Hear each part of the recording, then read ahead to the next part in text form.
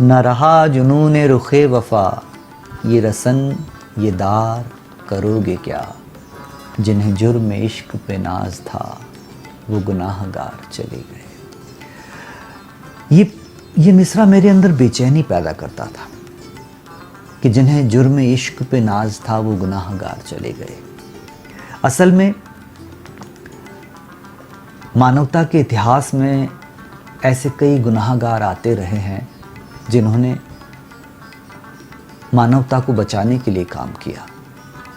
उन्हें मार डाला गया, लेकिन वो मारे जाने से डरे नहीं। वो जहर का प्याला पीते रहे, वो सूलियों पे चढ़ाए जाते रहे, उन पर गोलियां दागी गईं, लेकिन वो फिर जन्म लेते रहे और फिर आते रहे। ये उपन्यास जिन्हें जुर्म इश्क पे नाज था, ऐसे ही गुनाहगारों की कहानी है। उन गुनाहगारों की कहानी है मुझे लगता है जिनके कारण शायद ये पृथ्वी बची हुई है, हम सब बचे हुए हैं। ये कुल मिलाकर हम सब के सफ़र की कहानी है। पिछले 5000 सालों से जो सफ़र हम लोग कर रहे हैं। कहा जाता है कि मानव सभ्यता का जो ठीक ठाक से इतिहास पता है वो 5000 सालों का है। उसी 5000 साल की कथा है और उन्हीं 5000 सालों में मैंने पूरी कहानी को समेटने की कोशिश की है कि ये कहानी किस तरह से चलती है। बहुत सारी दिलचस्प बातें हैं जो इस उपन्यास को लिखते समय मुझे जिनसे सामना करना पड़ा। और बस ये है कि ये किताब जिन्हें जुर्म इश्क पे नाज था, इसको लेकर जो प्रतिक्रियाएं आप सब की मिल रही हैं वो मेरे लिए बहुत महत्वपूर्ण हैं। वो मेरे लिए इसलिए ज़्यादा महत्वपूर्ण है क्योंकि उससे ऐसा लगता है कि एक जो श्रम किया गया वो कहीं तक पहुंचा। कई बार लोग मुझसे पूछते हैं कि जिन्हें जुर्म इश्क पे नाज था, वो गुनाहगार चले गए। इसको इसका शीर्षक क्यों बनाया, उसके आधे हिस्से को, जिन्हें जुर्म इश्क पे नाज था? क्योंकि असल में ये कहानी उन सब की कहानी है जिनको गुनाहगार माना गया। वो सब लोग जो हम सबको रास्ता दिखाने आए, जिन्होंने कोशिश की कि हमें प्रेम के रास्ते पर ले आएं, जिन्होंने कोशिश की कि हम सब नफ़रत करना बंद कर प्रेम के रास्ते पर चल सकें। और एक लंबा सिलसिला है ईसा से लेकर गांधी तक, उससे पूर्व बुद्ध और सुकरात और जाने कौन कौन। ये उन सब की कहानी है।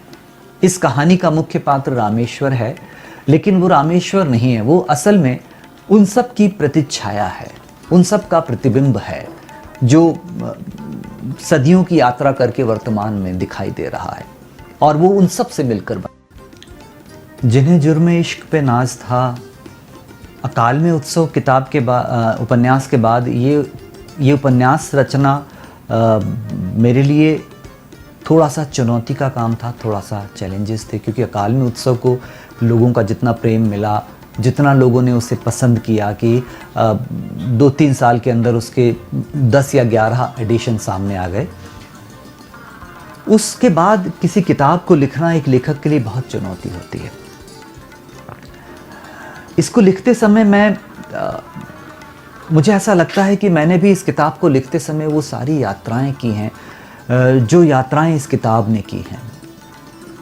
आदम और ईव, आदम और हवा से लेकर हमारे आज तक के सफ़र की पूरी कहानी जब मैं लिख रहा था तो मुझे ऐसा लग रहा था कि मैं भी यात्रा में हूँ, और मैं भी आदम और हवा से लेकर, इब्राहिम से लेकर, और फिर बुद्ध से लेकर, ईसा मसीह से लेकर, और फिर हज़रत मोहम्मद से, और फिर भारतीय सभ्यता की अगर बात करें तो राम और कृष्ण से लेकर और गांधी तक की पूरी यात्रा करता हुआ चला आ रहा हूँ।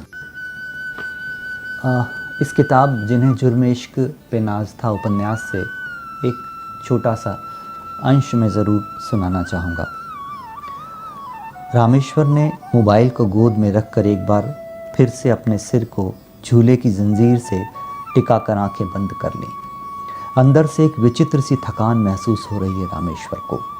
ऐसा लग रहा है जैसे युगों से जाग रहा है, वो युगों से चल रहा है एक अंधेरी रात में जो समाप्त होने का नाम ही नहीं ले रही है। उसे लगता है कि उसके सिर पर कांटों का ताज रख दिया गया है और कंधे पर सलीब है, जिसे लेकर वो यरूशलेम के विया डोलोरोसा पर से गुजर रहा है। चला जा रहा है उस रास्ते पर जहाँ बस 14 स्थानों पर ही रुकने की इजाज़त है उसे। सिर पर कांटों के ताज से बहता हुआ खून महसूस हो रहा है उसे, या वो मूसा की तरह अपने पीछे बहुत से भूखे और दुखी गुलाम लोगों का काफिला लिए चला जा रहा है इजिप्ट से इज़राइल की तरफ।